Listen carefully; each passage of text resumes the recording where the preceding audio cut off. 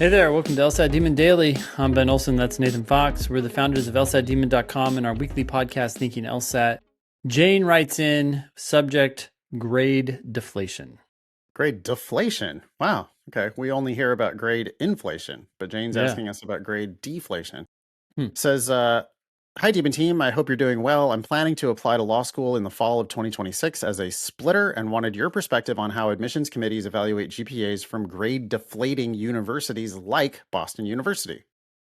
As you may know, Boston University is known for maintaining low averages, even in the business administration program, where the mean GPA tends to hover around 3.0. Producer says, we have a wide pool of anecdotal evidence of BU's alleged grade deflation over the past 2 decades. Student media at BU has written about it. Reddit's talking about it. New York Times has talked about it. There's no comprehensive data to say either way, but at the very least, we can say that BU is not practicing grade inflation, which we know is a big deal, including just across the Charles River at Harvard. Yeah. We've read a lot about the huge grade deflation. You can actually see Harvard from BU, and they're doing inflation on the north side of the river.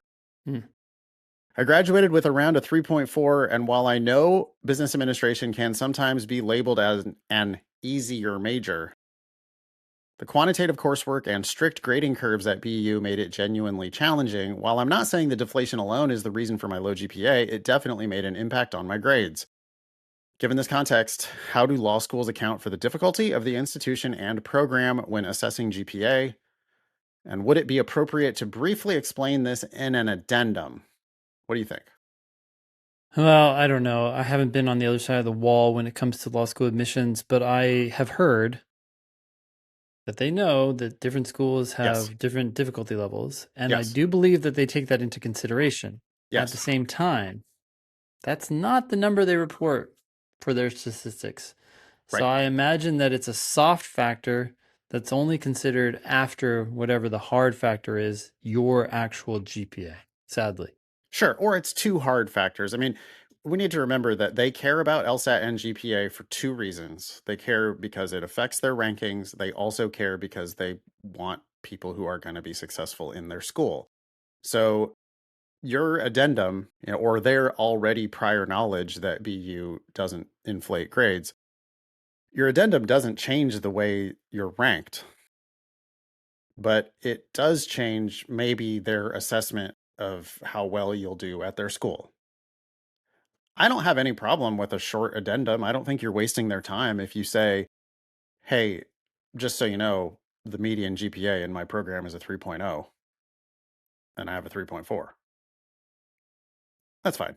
I don't think you need to say much more than that, just so that they realize that, like, hey, this isn't a Harvard 3.4. This is a BU 3.4. Yeah. And it actually means something. But, I would say especially the local law schools already know all this. If you're applying to Harvard Law or BU Law or BC Law or Northeastern Law, Suffolk, whatever, they already know that BU, because they get so many applicants from BU, they already know that BU doesn't inflate their grades. I could see, though, if you're applying across the country or whatever, they might not ever get applicants from BU.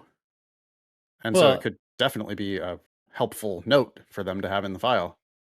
Yeah, and I think it's going to depend on the school, right? Like WashU is much more aggressive about numbers, and so they may care less about the fact that it's a WashU's like, we already didn't care about your 3.4. Yeah. We don't care. Do you have our median or 1 point above our median LSAT? We get it. That's fine. Yeah. Apply broadly, obviously, Jane. And I don't have any problem with that. Just very brief addendum. You're not drawing attention to the fact that you have bad grades. You're actually giving them an opportunity to anchor on, hey, this isn't what it looks like.